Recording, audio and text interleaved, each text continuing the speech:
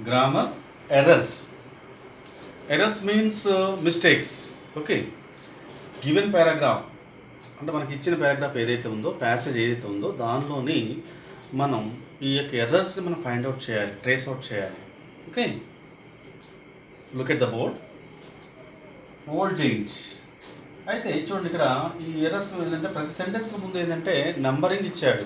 ఆ నెంబర్ ప్రకారంగా ఇచ్చిన యొక్క నెంబర్ యొక్క ఈ సెంటెన్స్ ప్రతి సెంటెన్స్లో కూడా ఏదంటే మిస్టేక్ ఉంటుందో ఆ మిస్టేక్ మనం ఫైండ్ అవుట్ చేయాలి. Okay, every afternoon as ever come from school, the children used to go and play in my garden. Every afternoon, as they were come from school, as they were. చూడండి, ఇక్కడ మనకి ఈ sentence ప్రకారం చూసినట్లయితే as they were, every afternoon as they were, come from, as they were. చూడండి, ఇక్కడ come వచ్చింది. ఇక్కడ కమ్ అంటే వెర్బ్ యూన్ వచ్చింది. మనకి ఇక్కడ ఏం రాస్తామంటే coming, COMING, coming. Instead of come, we have to write coming. Okay, coming from school every afternoon. ప్రతిరోజు మధ్యాహ్నం సమయాన ఆ పిల్లలు స్కూల్ అయిపోయిన తర్వాత from school the children use to go and play in my garden. School అయిపోయిన తర్వాత వాళ్ళు ఏం చేస్తారంటే ఆ గార్డెన్కి వచ్చి వాళ్ళు ఆడుకుంటున్నారు. Okay, but one day I came back. Okay, ఒకరోజు తను వచ్చేసాడు. ఓకే, ఇక్కడ నెంబర్ చూడండి, 28th one. I had been visit my friend the Cornish ogre and had stayed with him for 7 years. చూడండి, ఇక్కడ ఈ సెంటెన్స్లో మనకి మిస్టేక్ ఉంది. ఏముంది? I had been visitor, I had been ఉంచాడు. ఐ హ్యాడ్ బీన్ అంటే పాస్ట్ పర్ఫెక్ట్ టెన్స్ వచ్చింది అక్కడ. I had been visit my friend అంటే చూడండి, అంటే ఇక్కడ మనకి ఇన్కంప్లీట్నెస్ అనేది ఉంది. అంటే సెంటెన్స్లోని మీనింగ్ఫుల్ అనేది లేదు, మీనింగ్ లేదు, అర్థం లేదు. ఓకే, మీనింగ్ లెస్గా ఉంది. అయితే ఐ హ్యాడ్ బీన్ టు, ఇక్కడ మనం టు రాసుకోవాలి. I have been to visit my friend అంటే అతను ఎక్కడికి వెళ్ళాడు? తన ఫ్రెండ్ దగ్గరికి వెళ్ళాడు. టు అనేది ఏంటి అక్కడ అంటే టు విజిట్ కొంచెం టు అంటే టు విజిట్ అంటే ఏంటి? టు ఇన్ఫినిటివ్ ఫామ్ అంటే వెర్బ్ V1. టు వచ్చినట్లయితే ఎప్పుడైనా సరే టు వచ్చినట్లయితే టు ప్రిపోజిషన్ పక్కన వెర్బ్ V1 ఉంటుంది. వెర్బ్ యొక్క మొదటి రూపం అనేది రాయాలి. అంటే టు విజిట్ అంటే ఏంటి? ఇక్కడ టు ఇన్ఫినిటివ్ ఫామ్. చూడండి, I had been to visit, మనకి ఏం యాడ్ చేసాము? టు అనే ప్రిపోజిషన్ యాడ్ చేసాం. To visit my friend the Cornish ogre and had stayed with him for 7 years. అంటే తను ఏం చేశాడంటే తన యొక్క ఫ్రెండ్ దగ్గరికి 7 years తను చూడటానికి వెళ్ళి అక్కడ తను స్టే చేశాడు, తను గడిపాడు. Okay, after the 7 years were over, I had said all that I had to stay and I determined to return to my own castle. ఏం ఇచ్చాడు ఇక్కడ? 28 అయిపోయింది కదా, 29 చూద్దాం. Okay, where I arrived I saw children playing in my garden.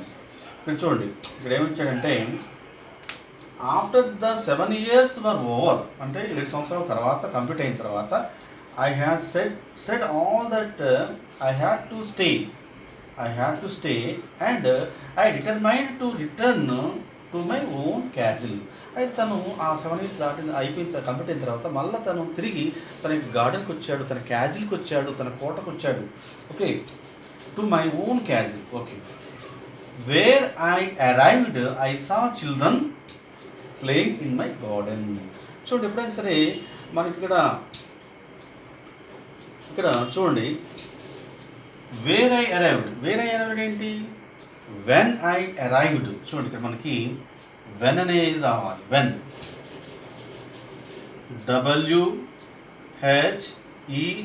WHEN, when I arrived అంటే నేను ఎప్పుడైతే వచ్చానో. ఓకే, ఎప్పుడైతే నేను వచ్చానో, when I arrived I saw children playing in my garden. నేను ఎప్పుడైతే నా గార్డెన్కి వచ్చానో అప్పుడు నేను ఆ పిల్లల్ని చూశాను, వాళ్ళు నా యొక్క గార్డెన్ వాళ్ళు ఆడుకుంటున్నారు. Okay, playing in my garden. అంటే చూడండి ఇక్కడ instead of where we have to right when రాసుకోవాలి, WHEN when. Okay, I saw children playing in my garden. Okay. The giant. చూడండి, what you are doing here. అయితే ఎప్పుడైతే ఆ యొక్క giant వచ్చాడో తను ఆ పిల్లల్ని క్వశ్చన్ చేస్తాడు, ప్రశ్నిస్తాడు. ఏమని? What you are doing here. చూడండి, ఇక్కడ మనకి సెంటెన్స్ అనేది ఏంటంటే కన్స్ట్రక్షన్ సరిగా లేదు, అంటే మీనింగ్ఫుల్గా లేదు. అంటే what you are doing here ఏంటి ఇక్కడ? What are you doing here, what are you doing here, what are you. చూడండి, అంటే సింపుల్ మనం ఏం లేదు, అంటే ఈ ఆర్ని మనం యువతలు రాసుకోవాలి, యూని యువతలు పంపించేసేయాలి. Okay, what are you doing here. ఇప్పుడు మనకి సెంటెన్స్ అనేది ఒక ప్రాపర్ ఆర్డర్లో ఉంది. ఓకే, ఏంటి మనం జస్ట్ ఏంటి ఈ ఆర్ని మనం యువతలు తీసుకొచ్చాము, యూని అవతల పంపించాము. What are you doing here. Okay children. The giant, my own garden is my own garden. అప్పుడు ఆ జైంట్ అంటున్నాడు పిల్లలతో, ఏమన్నాడు? My own garden is my own garden. Anyone can understand that. ఇది నా గార్డెన్, ఇది మీకు అర్థమవుతుందా? Understand that and I won't allow nobody to play in it but myself. అంటే చూడు ఇక్కడ దట్ వచ్చింది. Okay, and I won't. Okay, I won't ఇచ్చాడు, అంటే ఇక్కడ నెగిటివ్ కాంటెక్స్ట్. అంటే మన క్వశ్చన్ ట్యాగ్ మనం ఏమైనా చేస్తామంటే వోంట్, విల్ నాట్ అంటాం మనం. అయితే ఇక్కడ మనకి వోంట్ ప్లేస్లోని ఐ విల్ అలో. చూడండి, ఏం రాస్తామంటే WILL విల్ని రాసుకోవాలి మనం. And I will allow. చూడండి, ఎప్పుడైనా సరే ఏమైందంటే ఈ యొక్క ఫ్యూచర్ టెన్స్లోని విల్ తర్వాత వెర్బ్ V1 వస్తుంది. అది మన కండిషన్. విల్ తర్వాత వెర్బ్ V1 వస్తుంది, అది మన కండిషన్. మరి అలాంటప్పుడు మనకి ఇక్కడ ఎలా ఉంది అంటే మనం ఇక్కడ ఏంటి విల్ రాసుకోవాలి కదా. అంటే వోంట్ అనేది ఏంటంటే ఇది నెగిటివ్ సెన్స్ ఇది. కాబట్టి మనం ఏం రాసామంటే విల్ రాసాం మనం. Okay, will allow nobody to play in it but my self.